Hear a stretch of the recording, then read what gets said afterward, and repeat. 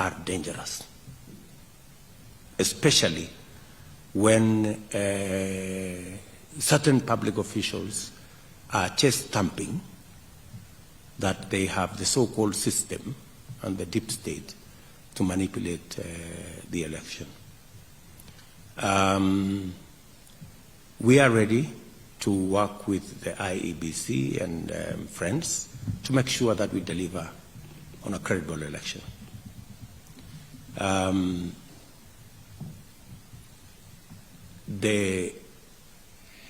We expect that everybody who is concerned, including the EU, to try and get as much detail as possible, both from the IEBC and from these public officials, on what this all is about and how did close to 1 million names disappear from the register.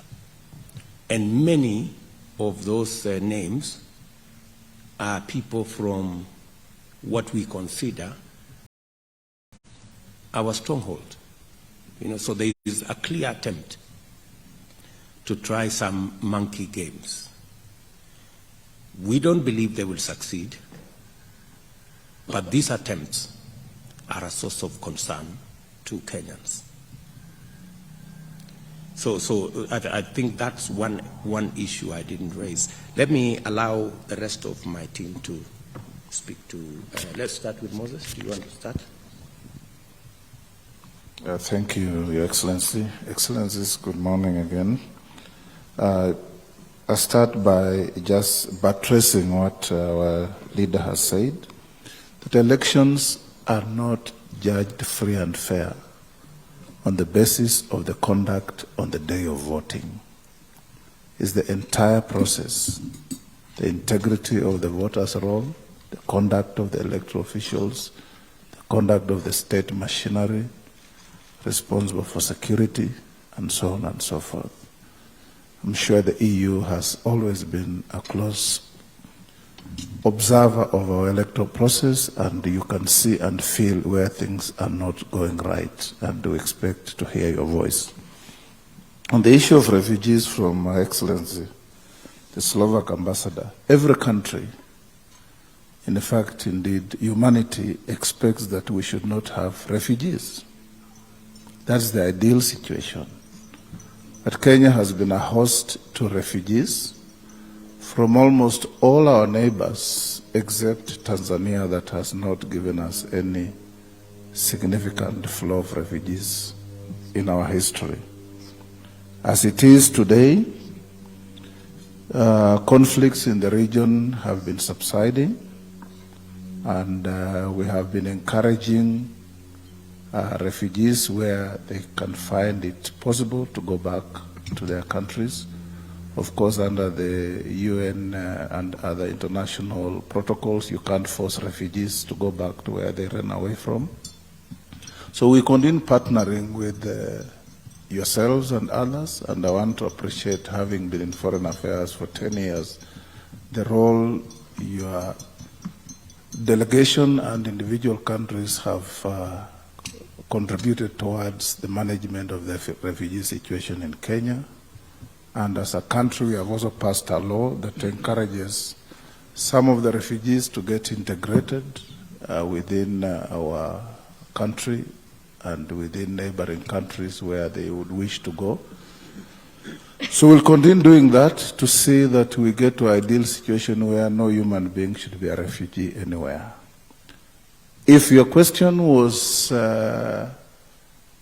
indicating whether we are ready to take refugees from Ukraine conflict, like I've seen countries like Uganda, I think Rwanda, and a few others have made an offer.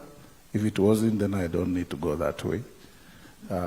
We are too far away from that conflict. She said something about M-Pesa. Did you? Yes. So I was wondering where M-Pesa was coming. She mentioned. So what did you say about M-Pesa? Well, the thing is that, of course, for your countries, it's a win-win situation. Can you use the potential of the refugees and if they would like to integrate or you would like to integrate them. But currently, the situation is that they have some difficulties practically wise to do so into your society. One of them being, of course, having different conditions. They cannot, for example, use M-Pesa yet. In order to use the best of the digitalization, to have flying electronic money, in order to, whether you plan, this was just a specific example. My interest was whether you are planning to have something specific on the table within the strategy to integrate or make it easier for the refugees who would like to integrate. I think on that score, we've just passed the refugee bill, yeah? So which actually provides the framework for integration. I don't know whether, does that answer your question to an extent? Because when was that passed? Let me just say, I think... And that, just before I pass on to Doyle, if you have something to say, we have a very comprehensive law on refugees that allows them to go through our schools up to university level and so on and so forth.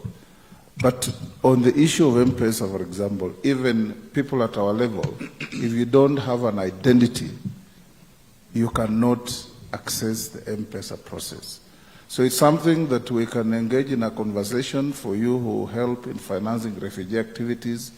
If you find electronic money transfers an easier way of managing your resources, it is something that we can talk and as a government find what to do. On the Ukraine conflict, Kenya, since our independence, believes in the territorial integrity and independence of every country. There's no justification whatsoever, howsoever, for any country to invade another.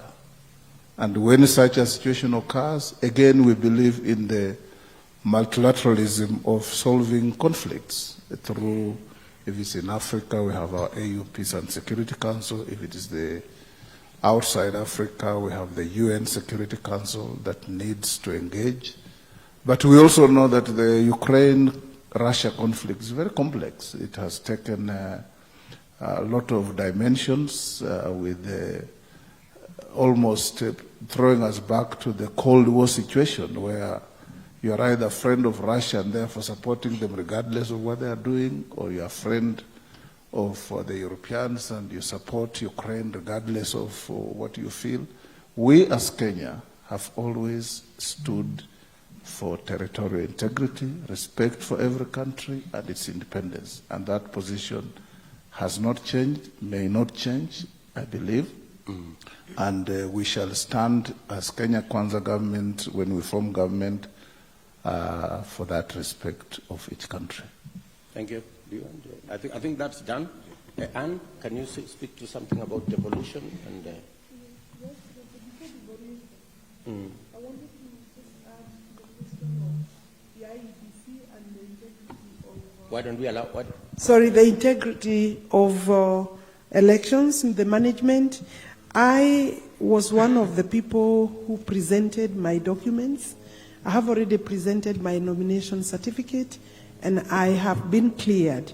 But I want to say that even the process of clearing, I put in the documents, and ordinarily, within 15, 20 minutes, you should be able to be cleared as long as all your documents are in order, because there is a checklist.